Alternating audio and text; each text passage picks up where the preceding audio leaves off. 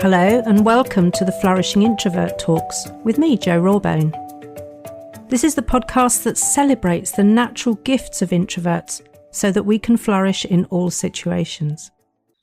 Episode 322. Quiet does not mean silent. It seems that I need to come back to this myth many times over, as there are always those trying to silence we introverts. And annoyingly, some of them claim to be introverts themselves. Just this week, I saw a post in an introvert group proudly proclaiming all the things we couldn't and shouldn't do. I'm pretty sure you know what my response to that was. All together now, poppycock! I will admit to being baffled by how many so-called introverts seem intent on clipping our wings rather than enabling us to fly, but there's no accounting for some. My assumption is that because they lack the confidence and the skills to partake fully in this precious life, they want others to think this is normal and join them. Admittedly, that is my assumption, so only one interpretation. But what really bothers me is the impact of their behaviour. Either they are not aware that behaviours and emotions are contagious, or are very well aware and are being manipulative. Folks, that is a form of bias, most likely affinity bias, and it's usually used to exclude us in cultures that favour the extrovert ideal. So it's fascinating to witness it being used in this way. With the help of a brilliant colleague, I now have a new term for those type of introverts, but I'll not share it until the end of this episode. Anyway, this episode is not about the bias or those people per se, but it is about what happens when we subscribe to the myth that real introverts, I hope you detected my use of air quotes when I said real just then, real introverts are neither seen nor heard. I encourage you to cancel your subscription to that myth right this minute, because if you take it on wholesale, you are harming your well-being, your relationships, and your career prospects. Take it from someone who knows. So if silence isn't always the best option, what are we to do as introverts? I'm truly grateful for my extensive training as a facilitator, coach, and management trainer, as the skills I have acquired and honed over the decades have enabled me to reach way more of my potential than I would have believed possible in my teenage years. I have learned and mastered, to all accounts, when to interject or intervene, and how these are so different from interrupting. These skills have enabled me to be braver in many situations, especially when I notice others clearly frustrated in a meeting or conversation but not knowing what to say or do. So I thought it might be useful to share my thoughts on this with you, as I believe it will help you find your voice when you might need it the most. When we think of what to do rather than stay silent, I've realised that the key difference is down to intent and impact. When we interrupt, the intent is to stop someone or some people in mid-flow to make our point, which is usually contrary to the one they are making. The impact can be a bit brutal and considered rude. It can easily become a battle of wills, a point-scoring power play, so that there is a winner of sorts. This is the reason many of us prefer not to interrupt. We can do without the conflict. Now, there are plenty of times when I have found myself holding back from interrupting when someone who seems to love the sound of their own voice is droning on incessantly, which merely blocks others from having any meaningful conversation. I've witnessed others be not so restrained, and it's a slippery slope to nowhere of consequence. Add to that, most decent people consider interrupting to be rude, which it mostly is, and many of we introverts will steer clear and remain silent, probably rolling our eyes or dying slightly inside. My friends, we have other, dare I say, better options available to us that I want to remind you of here so you add them back into your communication skills toolkit. In my mind, the real art lies in the interjections that encourage progress and the interventions that momentarily halt the conversation as people have a genuine, wait, what? Moment before they make a conscious choice about how to proceed. So let's shift our focus first to the interjection. And I have to say, never underestimate the usefulness of an interjection as a way of we introverts getting our voice into the room. The intention here is to make it clear that you are an integral part of the conversation, even though you may not be the main contributor. This is done by expressing supportive or encouraging comments or sounds. Things like, I agree, that gets my vote, great point. Even though the value of what you're saying is minimal, the impact, because encouraging, usually keeps things moving along productively. But more than that, it tends to bolster your confidence as you hear yourself contributing. Getting your voice into the room is always so important. You may have heard me refer to using a placeholder when you want to say something but haven't quite formed the words in your mind yet, and that is a very useful form of interjection.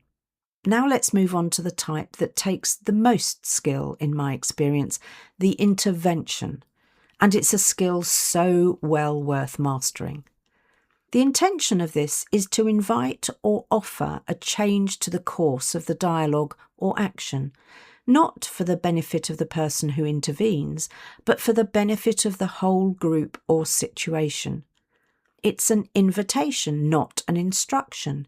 It's delivered with the authority of one who has been observing the process, even from within, but not as a directive. The final decision remains with the group, and they are now in a position to make an informed choice. So it needs handling with care and is not the sort of thing to jump in with before thinking it through. This, in my opinion, is why introverts tend to be naturally skilled at the intervention. But it does require confidence and a clarity of intention. In fact, that intention may well be part of the pre-frame used at or near the start of the intervention. Things like, in order for us to focus back on the main objective of this conversation, or, I've noticed there seem to be two distinct schools of thought here, or, what is the most important thing to address right now? A great intervention often starts with a neat observation that has people stop and think for the right reasons. The beauty and challenge of the intervention is that it's not about waiting for permission, and you don't have to be the assigned facilitator to use it effectively. You simply observe and judge when the time is right, and then you speak up. And interventions don't start with an apology. How often have I heard someone say, "I'm sorry to interrupt, but," by which time the impact is lost. One of the things I'm often given feedback on is that although I don't say much, what I do say has value and a positive impact. I'll take that, and that's what I want for all of us. You may have already noticed that when you contribute with intention, your impact is more profound. And that certainly enhances your credibility. Less silence or pressure to prattle or tittle-tattle, and more meaningful contributions.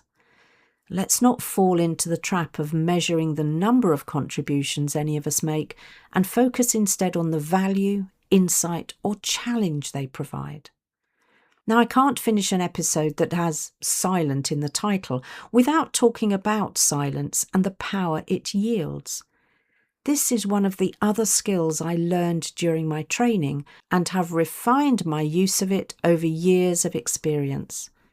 Judging when staying silent is not just chickening out and avoidant, but the right intervention is a real art. And if you don't believe that saying nothing is an intervention in its own right, I invite you to reconsider. But there is another side to this coin. How often do people, especially those who lack confidence or feel threatened, be they introverts or not, choose silence as the easy option?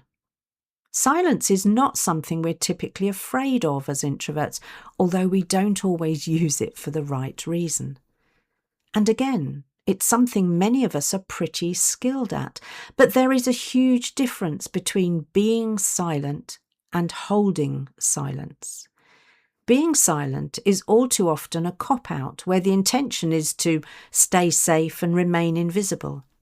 The gaze is usually lowered and our focus turns inward. Holding silence is altogether different. Eye contact is maintained, albeit softly, and our focus is out there with the group or the individual we are with. It takes a particular energy to hold silence like this, and it's one of the most beautiful things I have ever experienced. Holding silence asks more of us than speaking ever will. It asks us to stay present when it would be easier to retreat, to remain engaged without filling the space, and to trust that something useful is still unfolding even when nothing is being said. So there are 3 distinct skills you can use to build your credibility without ever having to go near interrupting. They are interjecting when you want to encourage or stay in the conversation, intervening when you observe that a change of course may be beneficial, and holding silence so that people can do their own processing in a safe space. And they are all such valuable techniques for you to refine. They will serve you well in the workplace, in social situations, and with those you love. My invitation to you is to stop thinking that interrupting is the only way to be heard, to stop self-silencing thinking it's polite, and to use more appropriate methods instead. If you're waiting for the right moment or for someone to give you the floor, give yourself that permission. You're more than capable. We're not here to be polite. We're here to make quiet impact. Oh, before I forget, that term I've invented for the types of introverts who seem to want to hold us back? 𝗫𝗂𝗍𝗲. For me, and interestingly my team too, this represents someone who is a covert narcissist, afraid of showing vulnerability, lacking self-esteem, and manipulative in their behaviour. Yet the label they choose to hide behind is the introvert label. As a 𝗫𝗂𝗍𝗲, their manipulation is with a view to keeping us playing small like them, by constantly telling us what we can't do, so we believe we are less capable simply because we are introverts. What a load of bunkum. Pity the poor 𝗫𝗫𝗍𝗲. They speak from a place of confidence poverty, and that's not where flourishing introverts are.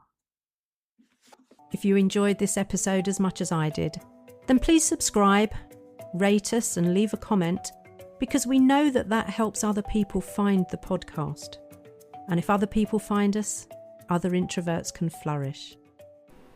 You are listening to an Intentional Media Production podcast.